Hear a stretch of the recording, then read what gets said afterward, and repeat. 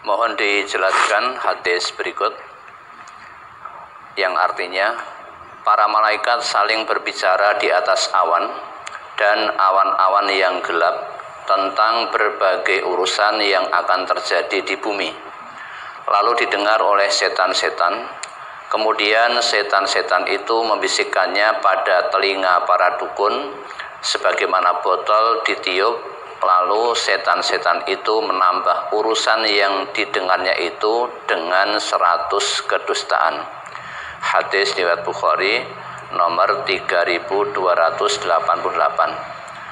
Apakah ini yang sering kita dengar sebagai ramalan, Ustaz? Iya, tadi disebutkan ya. Hadis yang panjenengan tanyakan itu bunyinya kurang lebih begini. Al malaikatu tatahaddatsu fil anani. Ya, para malaikat itu berbicara, berbincang-bincang di atas anan. Apa itu anan? Wal ananu al ghamamu. Anan itu adalah awan-awan yang gelap.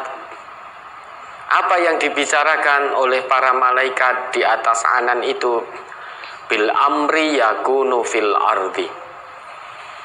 Para malaikat membicarakan tentang berbagai macam urusan yang akan terjadi di bumi. Nah, pembicaraan para malaikat di atas anan atau awan-awan yang gelap ini didengar oleh para setan. Fatasma'u asyayatinul kalimatan. Ya, didengar pembicaraan para malaikat tadi oleh para setan. Dasar namanya setan. Apa yang didengar disampaikan tidak seutuhnya, ada yang ditambah, ada yang dikurang. Fatakurruha fi udhunil kahin kama tuqarrul qarurah. Nah, setelah setan tadi mendengar pembicaraan malaikat, kemudian setan itu membisikkan apa yang didengar ke telinga para dukun, ke telinga para normal. Ya, dibisikkan kama tuqarrul qarurah. Bisikan ini bagaikan botol yang ditiup. Nah, kalau kita meniup botol itu kan kita mengembuskan pelan-pelan. Kan itu botol ditiup-tiup itu. Nah, setan juga begitu membisikkan ke telinga para dukun. Namun fayaziduna ma'aha mi'ata katbah. Yang setan bisikkan tidak sama persis apa yang mereka dengar dari pembicaraan malaikat tadi. Ada yang ditambah, ada yang dikurang. Tujuannya untuk apa? Untuk para dukun itu nanti berbohong. Maka bisikannya ditambahi oleh setan dengan 100 kebohongan. Maka para dukun, para paranormal itu kan kalau memberikan omongannya kan seakan-akan tenanan. Koyo-koyone iya, tapi itu mengandung kebohongan demi kebohongan. Nanti kalau kamu pakai ini, wah nanti menjadi kebal dan lain sebagainya dan lain sebagainya. Dipakai ini, wah engko sugih dhewe. Nanti kalau pakai ini dan lain sebagainya. Dan banyak yang berlindung di balik ayat-ayat Quran, hadis-hadis Nabi. Biar apa? Ben pasiennya pelanggannya biar yakin.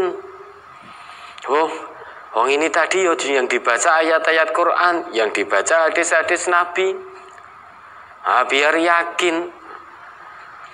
Karena kalau tidak dengan itu pelanggannya tidak yakin. Maka dukun itu pinter banget bohongnya. Pinter.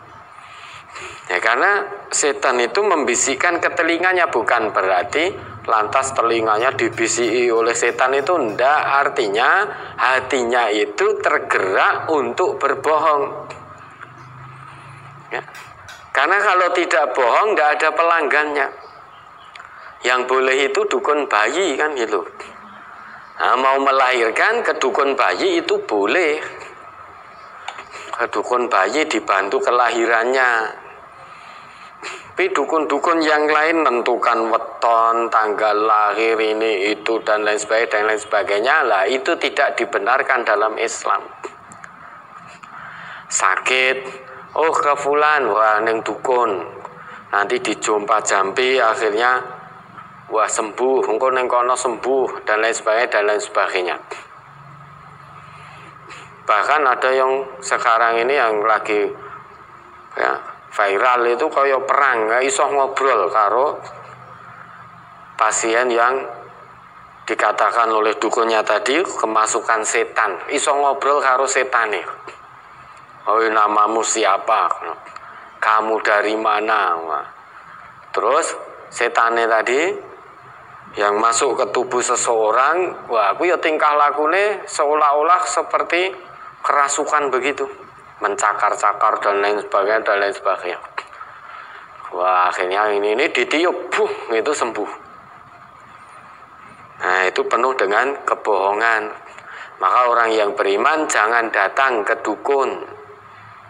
Kata Nabi kita, man ata arrafan fasa'alahu an syai'in lam tuqbal lahu salatun arba'ina yauman. Barang siapa yang datang ke paranormal atau dukun kemudian menanyakan sesuatu dan